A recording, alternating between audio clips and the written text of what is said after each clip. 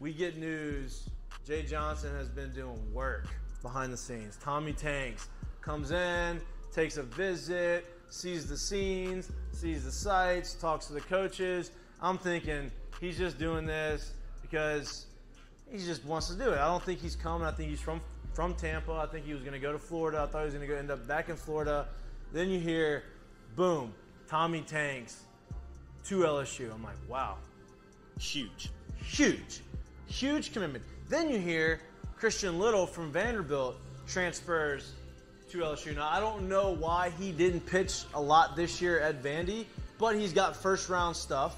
And we have 3 openings probably. A lot of opportunity. In the weekend rotation. Now, obviously, Ty Floyd, if he doesn't sign the draft, is coming back. And that you have the guy from Purdue, the kid from Purdue who transferred here, Big Ten Pitcher of the Year. Creighton. Or Creighton. Was it Purdue or Creighton? Did I mess that up? Creighton. No, I'm laughing at the music is just unbelievable. You can hear it. Absolutely. I told you to tell them to turn it off. Well, I know, but I can't change their work environment. They want to have a little tune before they go, but I mean... Is it affecting the show? No, I think it adds just a little ambiance to what we're doing around fine. here. It's funny. I thought it was pretty. It could be great. Anyway, we've gotten 3 starting pitchers transfer in. We've gotten an All-American who had 27 home runs, 360 as a freshman, 75 RBIs. NCAA record of home runs as a freshman. So he is coming in. NCAA record. Right? Now, here's my question is what happens with Trey Morgan? Does he move positions? So I'm gonna give you this little. Because Trey's great at first. I'll just tell you this: I made one trip to, and I don't know if this was just this one time doing it or whatever, but I did make a trip to High Point, North Carolina this year. Yes, I did. You were there. We thought you were going to be for a little bit longer. I'm glad you weren't. I did happen to fall into a High Point versus NC State ball game. Oh. I did happen to see Tommy Tanks homer. Oh. I also did happen to see him DH that whole game. Uh-huh. So you think DH? Even if that's the majority of the spot for him, I know apparently he's not that mad at that. I would imagine that's not the reason why he's gone from there. So with that being said, yeah, I do. I think that's a possibility. So maybe he DHs, and then that would mean that if Jobert doesn't sign, if Brady Jobert does not sign, he's going to be out in the outfield grinding, working on it, making sure that he gets his outfield skills up to par, because obviously you want the bat in the lineup. He can hit.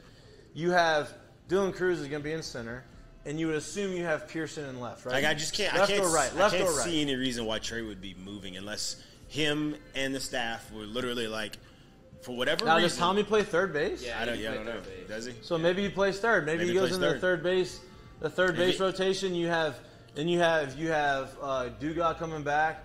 Maybe you have Tommy Tanks. You alternate. Whoever's playing better defense is going to be the DH or is going to be the third baseman. Lineup. That's one thing we do know. Yes, right. That's what's going to happen. But here's the deal: as the outfield situation happens, you have Pearson's the starter, Cruz is the starter. You want Jobert's bat in the lineup, but you hope that he plays better defensively. But you also think that Stevenson could be a guy for you too.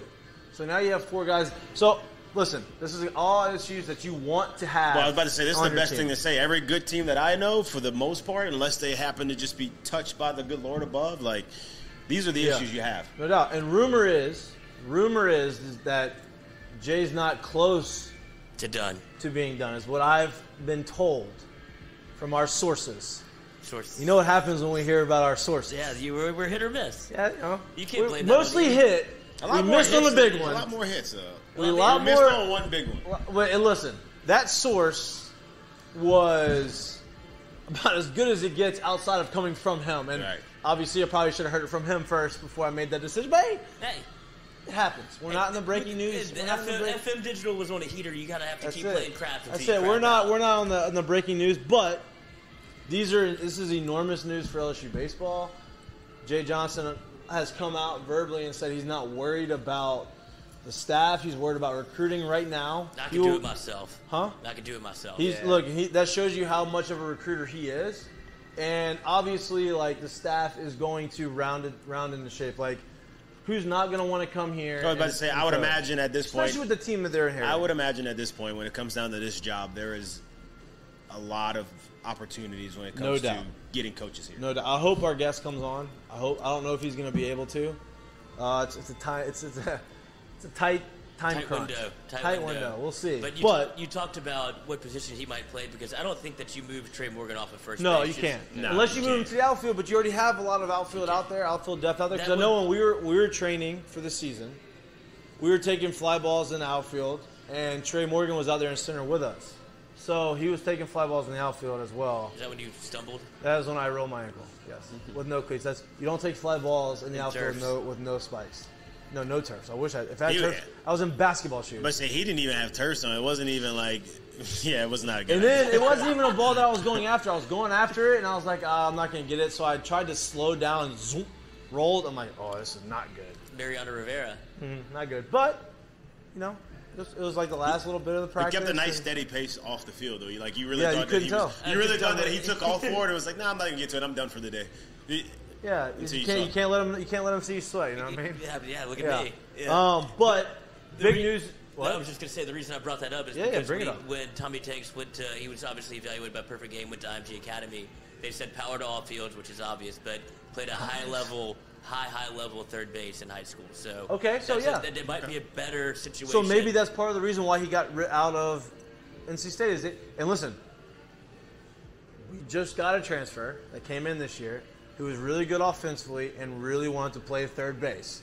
And he played third base, and he was adequate, I would say. He wasn't awful. He had some struggles at the beginning of the season. He wasn't a problem. But he wasn't a problem at third. Yeah. And if the scouting report from Tommy Tanks is that he is a pretty good third baseman coming out of high school, then I think you give him the opportunity.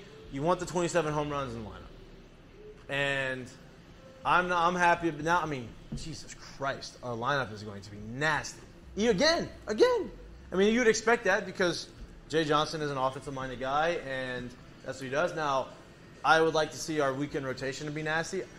I would assume the guys that he has coming in would be probably wants another starter, probably another guy or two in the bullpen, and probably one more position player he wants to bring. I'll say this. Maybe a catcher. I'll say this. For what we didn't have as a solidified starting rotation on the weekend, we had in the pen. Obviously, we had as a lineup. But I'm like, man, if we're even able to upgrade that a little bit, and then now you add Tommy into this lineup, which you're obviously going to lose Barry, but you add Tommy into this lineup, I'm like, man, it's hard to believe we won't be able to get out of a regional or super again.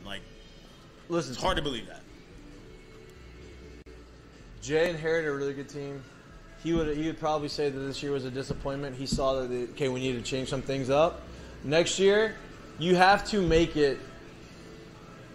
I don't want to say you have to make it to Omaha because that is hard, but that is the expectation at LSU. You have to make it to a super regional and probably Omaha. I was just about to say the way it goes here, dude. You have to make it to Omaha. Yeah, if you come up short of a super, he probably will be on the hot seat. Well, I'm about to say, you know how it goes here. It just is what it is. Is the expectation is Omaha, and as you go year in and year out, if you put together consecutive years here of not going there, people do start to talk. It just is what it is, and that's what comes with this. And job. Listen, I think he's a good coach. I think he's going to be fine. I think he's going to make the adjustments needed to win and make the run. This wasn't to put him on notice. I'm pretty sure he knows that. He knew that before he signed the dotted line here. Right. You know what I mean? It's just, it is what it is. And look, I think he's setting himself up for having a big season next year. Obviously, he's bringing in the right pieces. He's bringing in the moves. You can't say that we're not going to be talented enough, and that puts more pressure on him because you are inheriting. You inherited a lot of talent. You're bringing in more talent. You have a really good team. There's no excuse to win. And he would say he wants those expectations. He wants to have that pressure. And that's all you can ask for a guy running the ship here at LSU. Yeah.